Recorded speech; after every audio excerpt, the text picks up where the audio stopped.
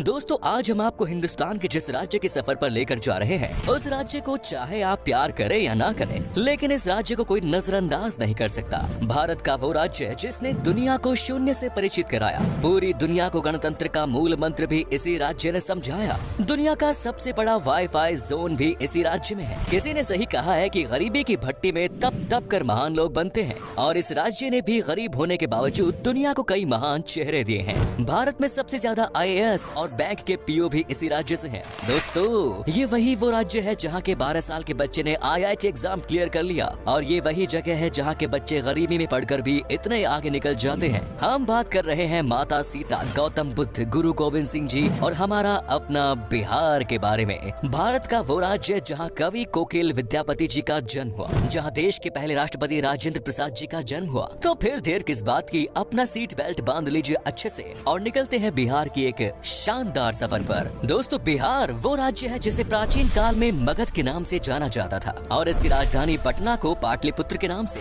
बिहार का इतिहास उतना ही पुराना है जितना भारत का। यहाँ मौर्य, गुप्त आदि राजवंशों से लेकर मुगल शासकों ने राज किया है। माना जाता है कि बिहार शब्द की उत्पत्ति बौद्ध विहार के विहार शब्द से हुई, जिसे बाद में बिहार कर दिया गया। बिहार को उत्तर में नेपाल, पूर्व में पश्चिम बंगाल, पश्चिम में उत्तर प्रदेश और दक्षिण में झारखंड ने घिरा हुआ है। 1912 में बंगाल के विभाजन के समय बिहार अस्तित्व में आया। सन 1935 में उड़ीसा और सन 2000 में झारखंड को बिहार से विभाजित कर दिया गया। बिहार वो राज्य है जो भारत के इतिहास में साहित्यिक, ऐतिहासिक, धार्मिक सभी स्तर पर महत्वपूर्ण भूमिका अदा करता है, और आज भी बिहार शिक्षा, संस्कृति और सामाजिक दृष्टि से उतना ही समृद्ध है जितना कि पहले था। आपको जानकर हैरानी होगी, लेकिन ये सच है कि सिर्फ इतिहास के पन्नों पर ही नहीं बल्कि वर्तमान में भी बिहार दुनिया में जगमगा रहा है। बिहार की राजधानी पटना में दुनिया का सबसे बड़ा वाईफाई रेंज जोन है। एक दो नहीं बल्कि पूरे 20 किलोमीटर के दायरे में इंटरनेट की मुफ्त सुविधा का फायदा उठा सकते हैं। दोस्तों देश में उत्तर प्रदेश के बाद सबसे ज्यादा IAS ऑफिसर बिहार की भूमि से ही निकलते हैं। बिहारी लोगों के दिमाग बहुत तेज होते हैं। ये लोग सबसे ज्यादा गणित में तेज होते हैं। यहाँ लोगों का दिमाग बड़े तूफानी से चलता है। हालांकि 1990 के पहले IAS ऑफिसर्स के मामले में बिहार लिस्ट में पहले स्थान पर था, लेकिन इसके बाद से इसमें गिरावट आने लगी। बिहार के युवा का ध्यान अब IT सेक्टर में अधिक लग रहा है, लेकिन पिछले कुछ सालों से दोबारा से बिहारी स्टूडेंट्स में IAS के प्रति रुचि देखी जा रही है। दोस्तों बिहार की डेवलपमेंट रेट आज 14.48% है, जो कि ये साबित करती है कि बिहार देश तेजी से बढ़ने वाले राज्यों में सबसे ऊपर है। बिहार आज शैक्षिक स्तर पर केरला के शैक्षिक स्तर को टक्कर दे रहा है, बल्कि ये कहना भी अनुचित नहीं होगा कि बिहार में लिटरेट लोगों की संख्या केरला के लोगों से ज्यादा है। दोस्तों बिहार में कृषकों की बात करें तो वहाँ कोई किसान इतना मजबूर नहीं होता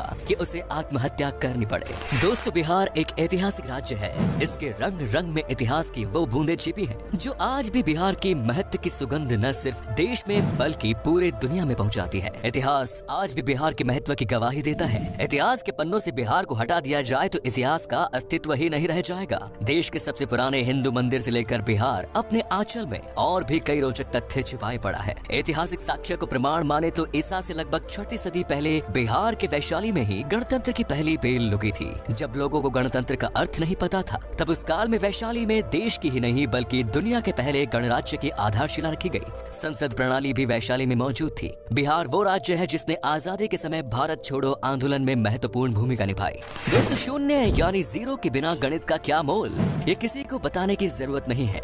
दुनिया को शून्य देने वाले आर्यभट्ट जी का जन्म भी बिहार में ही हुआ था। शायद यही कारण है कि आज भी बिहार के लोग गणित में माहिर होते हैं, और आज भी गणित में यहाँ के लोगों की कोई बराबरी नहीं। बिहार ही वो जगह है जिसने चाणक्य जैसा इकोनॉमिस्ट, चंद्रगुप्त और अशोका जैसा राजा, बुद्ध और महावीर जैसा धर्म प्रवर्तक, आर्यभट्ट जैसा वैज्ञानिक और शेर शाह जैसा शासक दुनिया को दिया। भारत एक ऐसा देश है जहाँ क्रिकेट किसी धर्म से कम नहीं, और MS धोनी का नाम इस धर्म के सबसे पॉपुलर पन्नों में से एक। MS धोनी का जन्म रांची में हुआ था, जो कि पहले बिहार का हिस्सा हुआ करता था। धोनी को लोग आज भारत के सबसे सफल क्रिकेट कप्तान और महान खिलाड़ी के रूप में देखते हैं। सिखों के 10वें गुरु गुरु गोविंद सिंह का जन्म भी बिहार में ही हुआ, और सिखों का पवित्र स्थान हरबिंदर तख्त पटना में है। आपको बता दें कि दुनिया का सबसे पुरानी यूनिवर्सिटी नालंदा यूनिवर्सिटी और तक्षशिला यूनिवर्सिटी भी बिहार में ही है। यहाँ पहले विदेशों से भी लोग पढ़ाई करने आया करते थे। दोस्तों माता सीता की जन्मभूमि भी एक समय में बिहार में ही थी, जो आजकल नेपाल का हिस्सा हो गया। आपको बता दूं कि जनकपुर में ही माता सीता पैदा हुई, और तब ये बिहार हुआ करता था जहाँ पर भगवान राम जी आए थे। दोस्तों बिहार के मिथिलांचल में आज भी भगवान राम को दामाद माना जाता है। माता सीता की नगरी मिथिलांचल बिहार का गौरव है। मिथिलांचल की मिथिला पेंटिंग के बारे में तो हर कोई जानता है।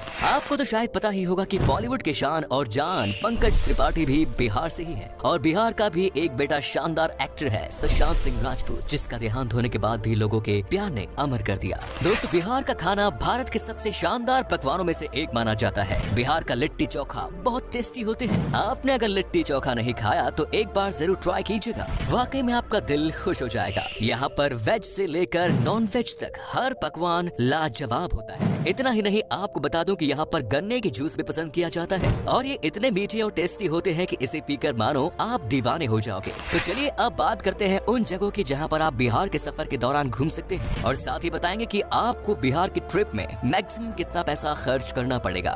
नंबर 1 इज बोध गया। दोस्तों, बिहार में घूमने वाली जगहों में शामिल बोध गया एक प्रमुख आकर्षित पर्यटन स्थल है जो कि बौद्ध धर्म से संबंधित अनुयायियों के लिए विशेष महत्व रखता है। बोध गया एक तीर्थ स्थल के रूप में भी जाना जाता है और ये वो स्थान है जहाँ बोधि वृक्ष के नीचे गौतम बुद्ध को ज्ञान की प्राप्ति हुई। यहाँ मन को एक अद्भुत शांति मिलती है, इसीलिए यहाँ साल भर देश विदेशी पर्यटकों की भीड़ बनी रहती है। बोध गया को यूनेस्को वर्ल्ड हेरिटेज साइट्स की सूची में भी शामिल किया गया है। Next is Patna.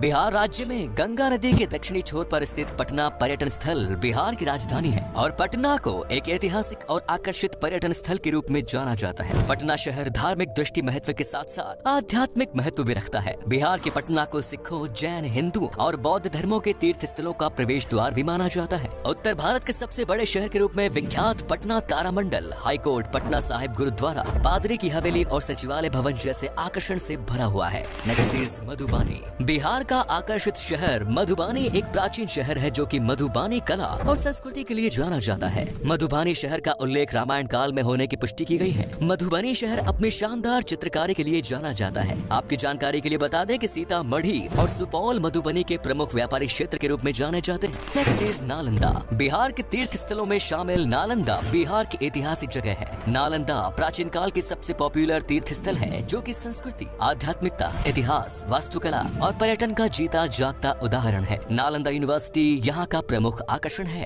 Next is Vaishali. Vaishali तीर्थ स्थल बिहार का वो धार्मिक स्थान है जहाँ भगवान महावीर का जन्म हुआ। वैशाली बिहार का एक छोटा सा जिला है जो कि बौद्ध, जैन और हिंदू धर्म से संबंधित अनुयायियों के लिए एक तीर्थ स्थल के रूप में जाना जाता है। माना जाता है कि वैशाली नाम महाभारत काल से संबंध रखता है जो कि राजा विशाल के नाम पर रखा गया। Next is Munger. बिहार के मुंगेर पर्यटन स्थल मिडलैंड के नाम से भी जाना जाता है। ये मुंगेर के प्रसिद्ध मंदिर पूरे देश में प्रसिद्ध है और अपने यहाँ आने के लिए पर्यटकों को आकर्षित करते हैं। मुंगेर को Bihar school of yoga seat के लिए भी जाना जाता है। मीर कासिम की राजधानी के रूप में जाना जाने वाला मुंगेर शहर अपने प्रमुख आकर्षण श्री कृष्णा वाटिका, सीताकुंड, मन पत्थर और दिलवरपुर जैसे आकर्षण के लिए बहुत प्रसिद्ध है। Next is Muzaffarpur. बिहार के प्रमुख आकर्षण में शामिल मुजफ्फरपुर बागमती और लखनदेई नदियों के पास स्थित एक सुंदर शहर है। यहाँ की लीची सबसे पॉपुलर है। मुजफ्फरपुर बिहार की राजधानी पटना से लगभग 71 किलोमीटर दूर है। वज्जिका भाषा मुजफ्फरपुर में सबसे अधिक बोली जाने वाली भाषा है। Next is Bhagalpur. बिहार की सिल्क सिटी के नाम से प्रसिद्ध भागलपुर एक ऐतिहासिक शहर है जो कि पावन गंगा नदी के दक्षिणी तट पर स्थित है। भागलपुर बिहार का तीसरा सबसे बड़ा शहर होने के अलावा यहाँ के प्रमुख शैक्षणिक संस्था के लिए भी जाना जाता है। भागलपुर के प्रमुख आकर्षण विक्रमशिला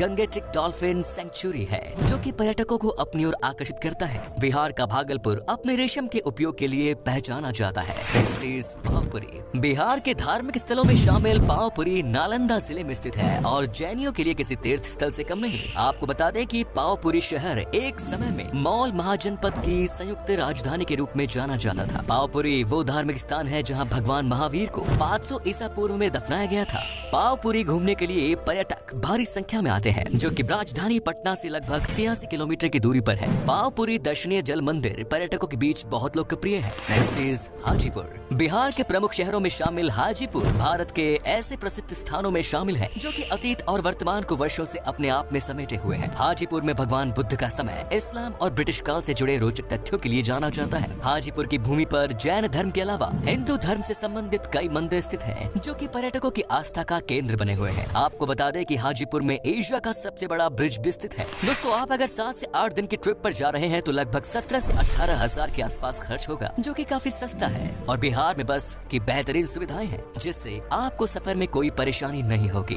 तो ये था बिहार। कैसा लगा हमें बताइए कमेंट्स में और ये भी बताना कि आप कहां से हैं। बिहार और इसके टूरिस्ट प्लेसेस के बारे में अगर आप और जानना चाहते हैं तो कमेंट्स में लिखिए पार्ट 2। उम्मीद है है आपको ये एपिसोड पसंद आया होगा। वीडियो को लाइक कीजिएगा और अपने दोस्तों और रिश्तेदारों के साथ शेयर करना ना भूलें। हमारे चैनल को भी सब्सक्राइब जरूर करें। वीडियो को अंत तक देखने के लिए शुक्रिया, धन्यवाद।